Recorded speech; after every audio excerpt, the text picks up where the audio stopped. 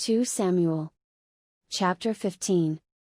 And it came to pass after this, that Absalom prepared him chariots and horses, and 50 men to run before him.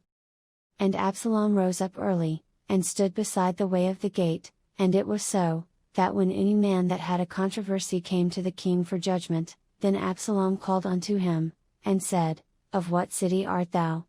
And he said, Thy servant is of one of the tribes of Israel. And Absalom said unto him, See, thy matters are good and right, but there is no man deputed of the king to hear thee. Absalom said moreover, O that I were made judge in the land, that every man which hath any suit or cause might come unto me, and I would do him justice. And it was so, that when any man came nigh to him to do him obeisance, he put forth his hand, and took him, and kissed him. And on this manner did Absalom to all Israel that came to the king for judgment, so Absalom stole the hearts of the men of Israel. And it came to pass after 40 years, that Absalom said unto the king, I pray thee, let me go and pay my vow, which I have vowed unto the Lord, in Hebron.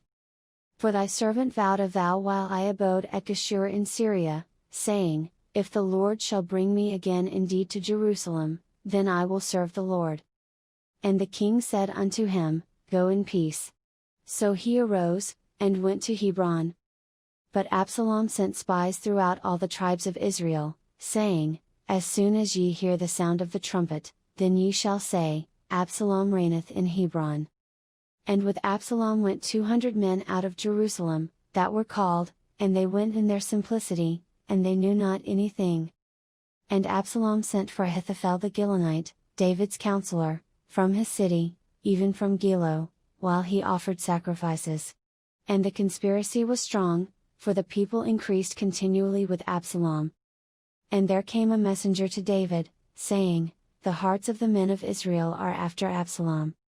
And David said unto all his servants that were with him at Jerusalem, Arise, and let us flee, for we shall not else escape from Absalom. Make speed to depart, lest he overtake us suddenly, and bring evil upon us, and smite the city with the edge of the sword.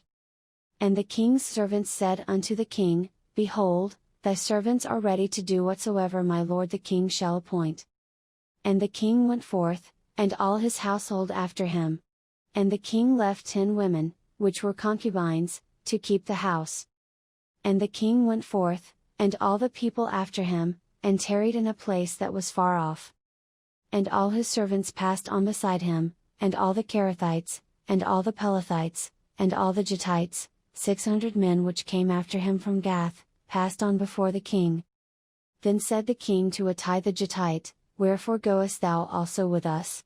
Return to thy place, and abide with the king, for thou art a stranger, and also an exile.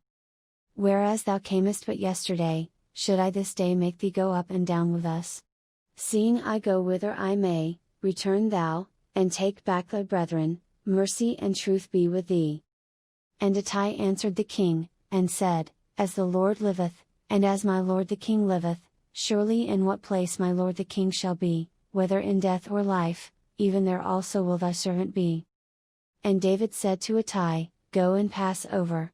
And Ittai the Jettite passed over, and all his men, and all the little ones that were with him. And all the country wept with a loud voice, and all the people passed over, the king also himself passed over the brook Kidron, and all the people passed over, toward the way of the wilderness. And lo Zadok also, and all the Levites were with him, bearing the ark of the covenant of God, and they set down the ark of God, and Abiathar went up, until all the people had done passing out of the city. And the king said unto Zadok, Carry back the ark of God into the city, if I shall find favor in the eyes of the Lord, he will bring me again, and show me both it, and his habitation. But if he thus say, I have no delight in thee, behold, here am I, let him do to me as seemeth good unto him. The king said also unto Zadok the priest, Art not thou a seer? Return into the city in peace, and your 2 sons with you, Ahimaaz thy son, and Jonathan the son of Abiathar. See, I will tarry in the plain of the wilderness, until there come word from you to certify me.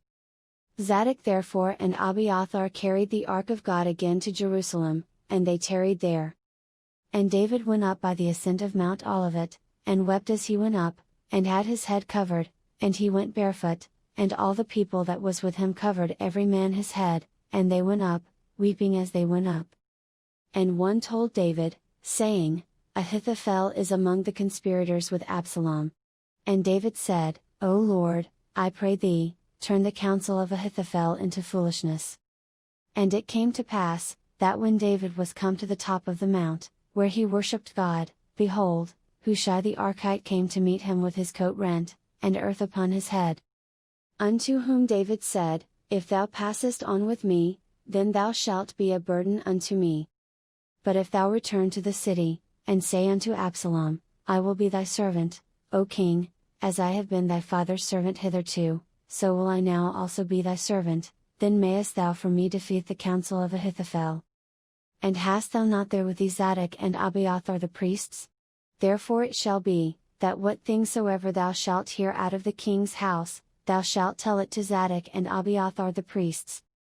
Behold, they have there with them their two sons, Ahimaaz Zadok's son, and Jonathan Abiathar's son, and by them ye shall send unto me everything that ye can hear. So Hushai David's friend came into the city, and Absalom came into Jerusalem.